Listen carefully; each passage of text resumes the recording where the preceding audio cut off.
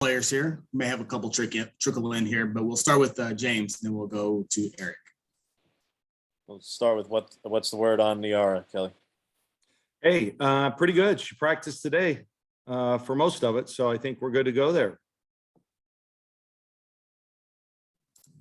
Eric, go ahead. Rob, do the next.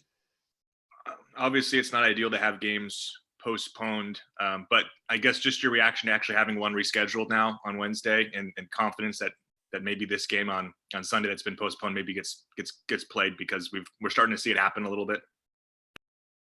Yeah, there's been some made up games. Yeah, you're always disappointed when you don't have a game. I really feel bad for Washington State, because they're the ones that are actually having to go through the COVID cases.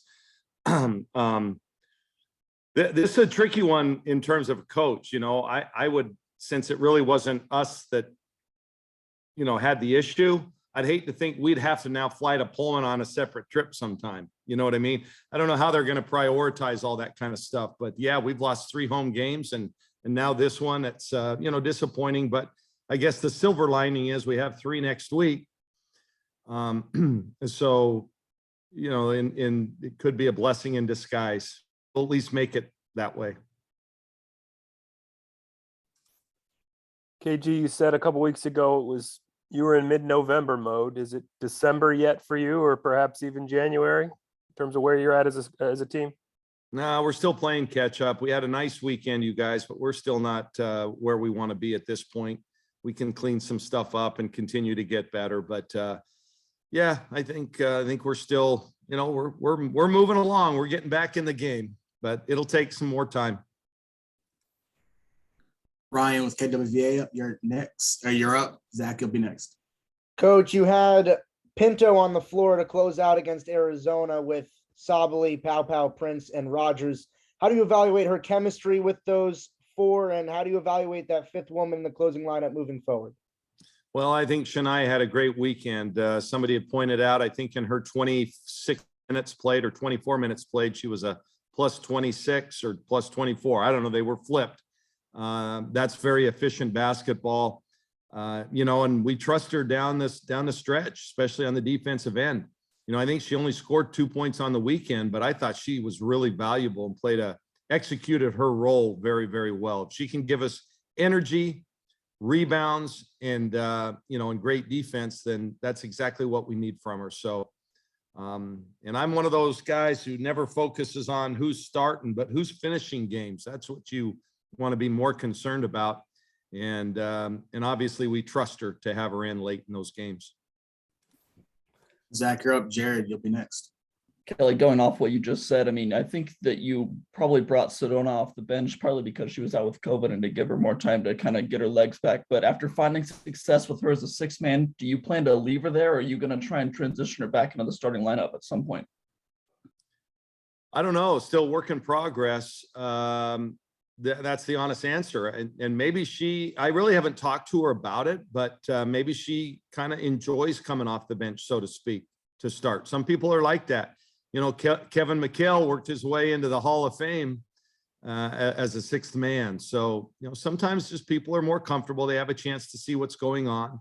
But if you notice, she's usually on the floor at the end of the game. Just like I said, we don't really concern ourselves with who's starting. Now, that being said, we started well with a small lineup the first weekend in the Bay, and then we started slowly with a small lineup this past weekend. So that's why I say it's a work in progress. We'll figure it out. I'm not sure which way we'll go yet. Jared, you're up. James, you'll be next. Kelly, how much of a luxury, is it for you just to be able to chop and change lineups like that, which isn't necessarily something that you guys could always do in the past? Oh, I think that's why, like about our team, I think we're real versatile. And when we get this thing really rolling, I think that's what's going to make us difficult to defend. And if we're fortunate enough to get into the NCAA tournament, I think that's going to make us a difficult out, because we can go small. We can put multiple scores on the floor, multiple playmakers at different times. We can go big. And I think we're going to be able to match up with everyone, to some degree. So, yeah, that's how this team was built. And we're starting to see it, come to fruition a little bit. But like I said, we've got to keep getting better. especially at the defensive end. And, you know, and we'll just keep working at it.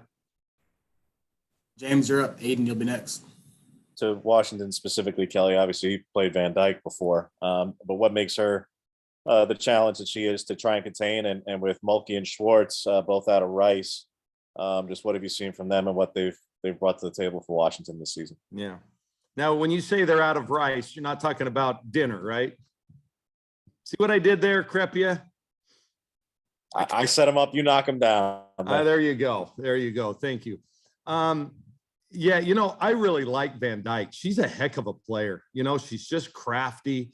I think one of the best offensive rebounders in the conference. You know, she has shown some more range this year, and she's just, you know, especially defensively, you know, she gets a lot of steals because she kind of baits you into throwing the pass at the high post or in the low post and then makes her way around. She's just a good player. And, you know, Mulkey, you know, we're at least one of the few teams that can kind of match her size for size. But, man, I'll tell you, she's got good range and a really great touch. That's where she's at her best, in that 15 to 17-foot range, squaring up and knocking shots down. And she does a really good job in the high post. She's got a nice feel, very similar to Sedona, knows when to pass, how to hold a seal, that kind of stuff. So, and then Schwartz, you know, she's reunited here with Maddie Shear. They were high school teammates and best friends back at Ryle High School. I kidded Maddie, you know, who's the greatest of all time out of that high school? I think Maddie feels like she is. I'm sure Schwartz feels like she is. So anyway, that'll be a fun matchup. But I really like this team. I think Coach Teen has done an awesome job. They're patient. They cut really hard. They space the floor well. They execute their stuff. And they're not surprisingly, they're sneaky good defensively. You look at their numbers, they're sneaky good. And let's face it, they've played well in the up games. They played North Carolina tough. They played Louisville tough. They had a nice weekend in the Bay, in LA last weekend. I thought they played very well considering they hadn't played in a long time. So this would be considered an up game, I would assume, for them, because we're kind of the rival school. So this, I anticipate a really good matchup. Sorry for rambling. All right, Aiden, you're up. Aaron, you'll be next. Hey, Coach, it feels like this team is like a completely new monster whenever Tahina's on the floor. Can you talk a little bit about how she affects the way you guys play? I didn't hear who on the floor. Tahina Paopao. Oh, Tahina. Yeah, well, she had a great weekend. I think she showed, you know, how effective she can be, and how elite. You know, I think she's one of the best guards in the country. She's still, you know, kind of in that November, early December mode, like we talked about. I don't think her timing's all the way back, but I love how she's really hunting her shot. She's really looking to be aggressive offensively, and has done a pretty good job defensively. But yeah, she makes us a whole different team because she can stretch the floor. She can make a play not only for herself, but for others. And, you know, if she gets her game going in the paint, she's a tough guard. So, yeah, I'm really pleased with what I've seen so far. And she's leading in practice, which is really good. We just need that. Yeah, we're a different team, and she brings some swagger to us too. You know, I saw her flex in that last game a couple of times. She flexed one time after she had scored inside, and the other team ran it right down our throat. UConn did, and got a layup, and she's still flexing. So we had a little chat about that, but no, she's she has a little bit of edge to her, and I love that. Aaron, you're up. Howard, you'll be next. Hi, Coach. So I feel like one thing that really sets you apart from other teams right now is the fact that your players really have a great connection. Do you feel like that's something that they've always had from the beginning of the season, and now it's going to keep you for where your team's at now? Or do you feel like that's something that's really grown throughout the season and has helped you get to where you are now? Yeah, that's a really great question. I think chemistry in the women's game is perhaps more important than any other aspect, and that starts off the court. You know, we have a lot of new players, but I think they've all been assimilated very, very well. I think this is one of the closest units we've had. It kind of rivals that group when Sabrina and those guys, when we just had 10 of us that Final Four year. And they really get along. And I think it's starting to show up on the court. Now that we have a full allotment of players, our practices are far more competitive, but with a fun edge. And those that have played sports know what I'm talking about. You know, it's you can compete and still have fun. You can talk smack to each other. And I think when you're talking that smack, I think that's a loving act. You know what I mean? If it's done in the right way. And I'm seeing that with this group. And so, yeah, I think we're just going to really grow in this last couple of months of the season. But yeah, they're a fun group to coach for sure. I enjoy coming to practice each and every day. And that's because of them and their attitudes. Howard, you're up. Andrew, you'll be next. Thanks, Kelly. Good to chat with you always. I kind of want to put some numbers to the growth you were just talking about. One question on the offensive end and one on the defensive end. You have 4 shooters right now at or above 40% from 3. If that continued over the full season, you haven't had that since 2018, 2019, and that whole group, the Aaron Boley years. I'm just wondering, you compare that, obviously, a number of those players have been out for part of the year. Do you see this as a similar kind of ceiling in terms of the offense? That team, just for reference, was best in the country in points per possession, as was the group you had the following year. Yeah, and I think it's for a couple of reasons. I think number one, we've gotten some better shooters back. India Rogers and Tahina Paopao are excellent shooters. But with the addition of those two and Nyara, now you've got some playmakers. Nyara attracts a double team. And if you mentioned the Boley years, she actually didn't get open too much because they would sit somebody on her, but somebody on the perimeter was open because they had to help on Sabrina on penetration, or Satu, or Ruthie down low. And so with Nyara, she's attracting multiple defenders, which means there's going to be open people. So I think if you looked at our shot selection, I think it's better now. And maybe that's why those numbers are going up. We're not shooting as many contested shots because now we've just got more playmakers that are helping shrink the floor, so to speak, or stretch the floor, however you want to put it. So, yeah, I think it just is a little bbit of everything. And I think it's also, your team evolves a little bit. You figure out your roles and who should be shooting and who shouldn't be shooting. And, and that comes throughout the season. So, yeah, Howard, you are the numbers guy, so I trust whatever you say. Well, my other question on the numbers is just on the defensive side of things, which is to say, you talked about wanting to continue to improve on the defensive end. Obviously, even you go back to 18-19, you guys were solid. 19-20 was when you would really kind of reach that elite level defensively. You're 85th, I want to say, in the country in defensive points per possession right now. Typically, it's top 50 teams that end up in the Final Four. I just wonder what your benchmark is, how you are going to measure defense getting to where it needs to be by March. Yeah, well, with us, it's just been about consistency. If you watch the games this last weekend, we had stretches where we played really, really good defenses. And then we have some lapses. Late in the game, the fourth quarter and overtime against Arizona, we were nails. I mean, we were really, really solid defensively. And then a couple of the quarters against UConn. It's just putting the 40 minutes together. We got to continue to improve. And, I recruit offensive players, to be honest with you. All right. We try to teach them to defend the best we can. We're just not an in-your-face kind of defense. We're not going to force a ton of turnovers. That's just the way we play. So I don't know what ceiling that would give us. But the group you talked about, it took them a while to evolve defensively.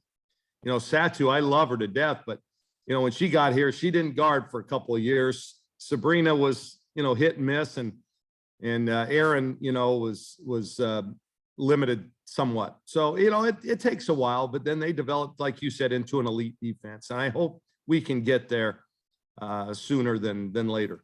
Appreciate your time. Thanks, Howard. Andrew, you're up. Eric, give me next. Yeah, Kelly, I want to go back to Tahina and just the leadership role she's stepping into now. It really seems like when Sabrina got here all those years ago, for you as a coach, that was pretty easy to see that she was going to be the leader from day one all the way until the moment she left. And then since then, it seems like it's been a search for you guys to kind of find those leaders on the floor. As a coach, how much of that do you put on you to try and cultivate those leaders, and how much of it is they have to kind of find it out for themselves and you need to take some time to allow those leaders to show themselves? Well, yeah, it's a little of both, right? I mean, it's a process of evolving into that. You know, it's been tough for Tahina this year. She is our natural leader because she's likable. She's obviously a great player. People, you know, listen to her. But she's been out. So it's tough to lead when you're not actually out on the court. So she's just now kind of stepping into that role. You know, same with Nyara. Nyara is one of those voices in the locker room that people listen to, you know. She's been around the block, and she, you know, but she's been out as well. So that's kind of hard for people to really buy in and listen to her, you know. And then Sedona, I think she's really trying. And I'll tell you, I've been really impressed with what I've seen with her. So I think we actually have shared leadership, different situations. We've had others, you know, or different players step up in those situations. Sydney Parrish, Maddie Shear. I think India's sneaky in that department too. And I just think when you have your best leadership, it's not just one person that takes the mantle. It's everybody. You know, those years we keep talking about, I hate to always go back to them, but, you know, Satu had a really strong voice, and she was one that could stand up to Sabrina. And you need that, you know, you need that. So yeah, I'm seeing it evolve in this crew. I really like what I see. I think it's still again, like I've said about 20 times today, I apologize for that. It's still a work in progress. We're still figuring that out. Coach, we'll wrap up here. Just a couple more for you. Okay. We'll go with Eric and then James for the end. Coach, I just wonder, like, philosophically, with you talk about the versatility and kind of being in limbo in terms of the rotations. Could this be a year where a rotation almost differs game to game based upon matchups? You have 7 to 8, maybe you want to play one game, but 7 to 8 that fit better with the different matchup. I mean, does it need to be a set in stone rotation, or could it really kind of evolve based upon opposition?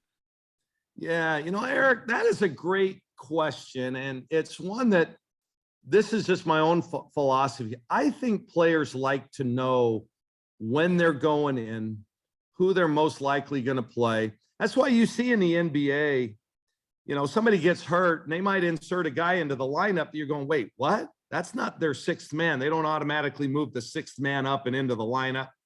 You know, they work it that way, and they kind of have that rotation down, you know, what they want to do. And I've always just felt people want to know that. They like that security of knowing, you know, I'm going to be in this kind of situation or at this time. So, but then there's the other side of you that wants to maybe, you know, match up to the other team or make them match up to you. So you do change the lineup. I think we're still working on that. Yeah.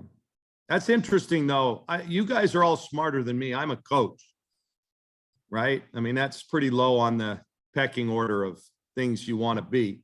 So, I don't know. Do you guys, you might have some numbers or master's theses or something on the effectiveness of that. I don't know. I go by feel. James, go ahead. Kind of to wrap on that, Kelly. Good to hear that Nyara is doing well and practicing, but you look to both limit her a bit this weekend, and I know, like, this is not meant as a slight at Washington, but limit her perhaps and try to get Shannon and Taylor, who didn't play last weekend, into this one a bit more? Well, if the situation presents itself that way, yeah, you'd always like to do that, but I'm not necessarily just going to play, you know, someone because they didn't play the last game. We're going to stick with what's working for us and what we need in any given moment. I anticipate a really good game tomorrow, to be honest with you. I think it's going to be nails. I think they're a pretty good team. Coach does an awesome job. So, you know, we'll see how it plays out. In an ideal world, though, yes, unless she's fully healthy, of course, you always want to rest them as much as possible. I hope that happens, but there's no guarantee for sure. All right, Coach, that'll do it for you. You guys, I appreciate you being here. Have an awesome day. How come I got a question for you. You guys, why does it always get nice when we leave town? You know what I mean? I don't know, but we appreciate it. Thank you. We leave and it's going to be nice here all weekend. So see ya. Be good. Safe travels, coach. Safe travels. Thanks, Kelly.